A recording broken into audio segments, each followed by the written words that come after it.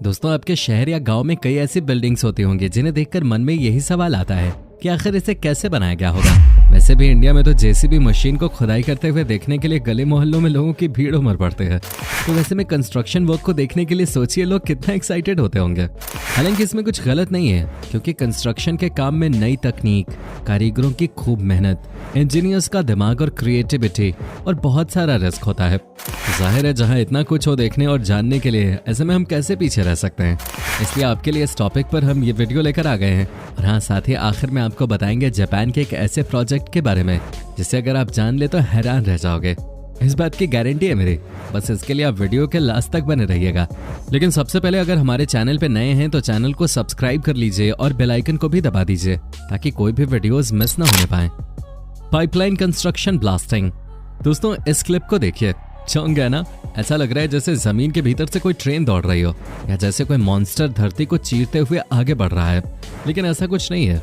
यहाँ तो सिर्फ पाइपलाइन बिछाने के लिए जमीन में धमाका किया जा रहा है। जी हाँ, ऐसी जमीन जो चट्टान की तरह काफी कठोर और सख्त होती है, उसे बारूद से उड़ाया जाता है, क्योंकि आम इंसान या जमीन खोदने वाली मशीनें इस काम को नहीं कर सकते। यहाँ भी लंबी पाइपलाइन बिछाने के लिए एक डेटोनेटर की मदद से इस पूरे रास्ते में धमाका कराया जा रहा है। अब आप सोच रहे होंगे कि ऐसा करने से क्या फायदा होता है। तो आपको बता दें, इससे मिट्टी उखड़ जाती है और फिर मशीन की मदद से मिट्टी को हटाना या गड्ढे को भरना आसान हो जाता है। M-Seal joint system. कई बार आपने देखा होगा कई पुलों के बीच में दरारें आ जाती हैं या फिर कुछ पुल के जॉइंट्स कुछ ज्यादा ही अलग हो जाते हैं। ऐसे में इन्हें जोड़ने के लिए तो फिर से पुल को तैयार किया नहीं जा सकता और मरम्मत में भी पैसे ज्यादा लगेंगे। इसलिए ऐसे दरारों को भरने के लिए इन्हें एक खास तकनीक से जोड़ा जाता है। सबसे पहले जॉइंट के दोनों साइड एक मजबूत टेप चिपका दिया जाता है। टेप को चिपकाने के बाद कंक्रीट के एक खास तरह के मिक्सचर को लगाया जाता है। इसके ऊपर लगाया जाता है एक ऐसा फोम जो बाकी फोम से बिल्कुल अलग होता है। यहाँ पर ध्यान देने वाली बात यह है कि ऐसे फोम को पैकेट से निकलने के तुरंत बाद ही खुले जॉइंट में चिपकाना होता है, वरना फोम खराब हो जाता है। अब आप ये सोच रहे होंगे कि फोम को कैसे चिपकाया जाता होगा। दोस्तों, इसे चिपकाने के लिए शक्तिशाली ग्लू का इस्तेमाल किया जाता है।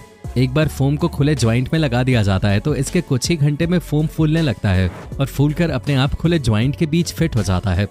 इसके बाद वापस से यातायात को चालू कर दिया जाता है। यूरोफेंस।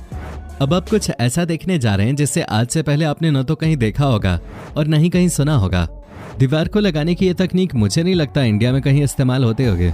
इस तकनीक में सबसे पहले सीमेंट की दीवारें तैयार करके रख ली जाती हैं। अब सवाल है कि उन दीवारों को जमीन पर कैसे लगाया जाएगा। दीवार को जमीन में फिक्स करने के लिए तय जगह के किनारों पर छोटे छोटे गड्ढे कर दिए जाते हैं। उन छोटे गड्ढों में खंभे या यूं कहें कि पिलर को खड़ा किया जाता है। ये पिलर्स भी कंक्रीट के ही बने होते हैं। अब कारीगर पहले से बनी दीवारों के टुकड़ों को इन पिलर्स के बीच में फिक्स कर देते हैं। दीवार के टुकड़ों को आपस में जोड़ने के लिए कंक्रीट के मिक्सचर को लगाया जाता है ताकि दीवारें एक दूसरे से चिपकी रहें और वो गिरे ना। फिर लास्ट में सबसे ऊपर दीवारों के डिजाइनर टुकड़ों को लगाया जाता है ताकि दीवार खूबसूरत लगे। सबसे खास बात यह है कि इन दीवारों को लगाना काफी आसान भी है और मजबूत भी। बेसेको। चूंकि नाम से ही समझ आ रहा है कि इस तकनीक को जरूर घर की बेस को मजबूत करने के लिए इस्तेमाल किया जाता होगा। जी बिल्कुल। दोस्तों, बारिश के दौरान जल भराव की वजह से मिट्टी सॉफ्ट हो जाती है। इससे मिट्टी कमजोर और भरभराने लगती है। मिट्टी के ढीले होने से घर की नींव कमजोर पड़ने लगती है और घर जगह जगह से टूटने लगते हैं। दीवारें दरकने लगती हैं। घर के गिरने का खतरा बढ़ जाता है। अब ऐसे में इन घरों को ठीक किया जाता है इस तकनीक से। सबसे पहले घर के जिस हिस्से में क्षति हुई है उसे ठीक करने के लिए उसकी नींव को सहारा देने के लिए धंसे हुए हिस्से में खास तरह के क्लिप को लगाया जाता है। इस क्लिप से एक लोहे के रॉड को लगाया जाता है। ये रॉड जमीन की ठोस जगह में गाड़ दी जाती है ताकि वो हिले ना। जरूरत के हिसाब से रॉड्स की संख्या बढ़ाई जा सकती है। इसके बाद एक खास मशीन की मदद से झुके हुए भाग को वापस से उठा लिया जाता है, जिसकी वजह से घर वापस से ठीक हो जाता है। रेट्रोफोम। अब इस दीवार को देख लीजिए, जो लकड़ी की है लेकिन थर्मल तकनीक से इसे तैयार किया जा रहा है, जिसमें खास तरह के मिश्रण का इस्तेमाल किया जाता है। एक्चुअली एक पाइप की मदद से इस थर्मल मिश्रण को यहाँ लकड़ी के ढांचों में डाला जाता है। इस दौरान मिश्रण को पूरे ढांचे में फैला दिया जाता है। इस प्रोसेस को देखना बहुत सेटिस्फाइंग लगता है ना? इन दीवारों का फायदा ये होता है कि मौसम कोई भी हो, इन दीवारों की वजह से कमरों या घरों में टेम्परेचर सामान्य रहता है। किरी आर्किटेक्चर। दोस्तों, सिर्फ आप ही नहीं, कोई भी इंसान जो पहली बार छत पे इन घड़ों को देखेगा वो हैरान रह जाएगा। आप भी ये सोच रहे होंगे कि आखिर घड़ों को लगाने की क्या वजह होगी, इसके पीछे कौन सी तकनीक है या फिर किसने जुगाड़ बढ़ाया। दोस्तों दरअसल ये इमारत एक स्कूल है जिसका निर्माण यहाँ किया जा रहा है। साउथ अफ्रीका में मौजूद इस स्कूल की छत पे घड़ों को काट काट कर लगाया गया है। इसके पीछे की वजह यह है कि इससे हर तरफ रोशनी भी रहेगी और हवा भी खुलकर आएगी और गर्मी कम लगेगी, जिससे बच्चों को ज्यादा आराम होगा।